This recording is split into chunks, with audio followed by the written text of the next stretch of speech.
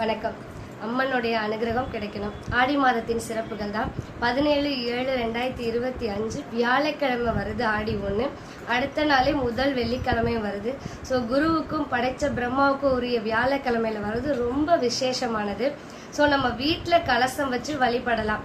வேப்பிலை, தேங்காய், லெமன் போட்டு மஞ்சத்தூள் போட்டு வழிபடலாம்.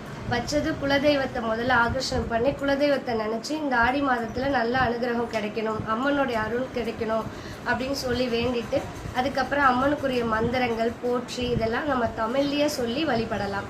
அம்மனுக்கு பிடிச்சது வேப்பிலைக்கு மிஞ்சிய மருந்தும் இல்லை, கூழுக்கு மிஞ்சிய விருந்தும் இல்லைன்னு நம்ம படிச்சிருக்கோம். ஸோ கூழ் ரொம்ப பிடிக்கும். பச்சரிசி போட்டு இந்த மாதிரிலாம் அம்மனுக்கு பிடிச்சது செய்யலாம். இல்லை நார்மலாக சாப்பாடு செஞ்சு படைக்கலாமா, சக்கரை பொங்கல் செய்யலாமா, பாயாசம் செய்யலாமா, எதுனாலும் ஒரு நைவேத்தியம் செஞ்சு படைங்க. ரொம்ப விசேஷமாக இருக்கும்.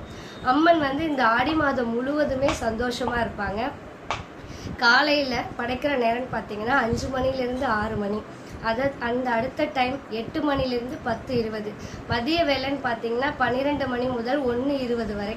ஸோ ஈவினிங் அதாவது மாலை நேரத்தில் 6:33லேருந்து அஷ்டமி திதி ஸ்டார்ட் ஆகுது.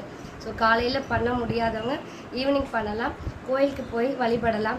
அம்மனுடைய அனுகிரகம் சூப்பராக கிடைக்கும் எல்லாருக்கும். ஏன்னா ரொம்ப சந்தோஷமாக இருப்பாங்க. அம்மனுக்கு ரொம்ப சக்தி வாய்ந்த மாதம் அப்படின்னு பார்த்தீங்கன்னா அது ஆடி மாதம் தான். யாரும் தவற விடாதீங்க. நன்றி.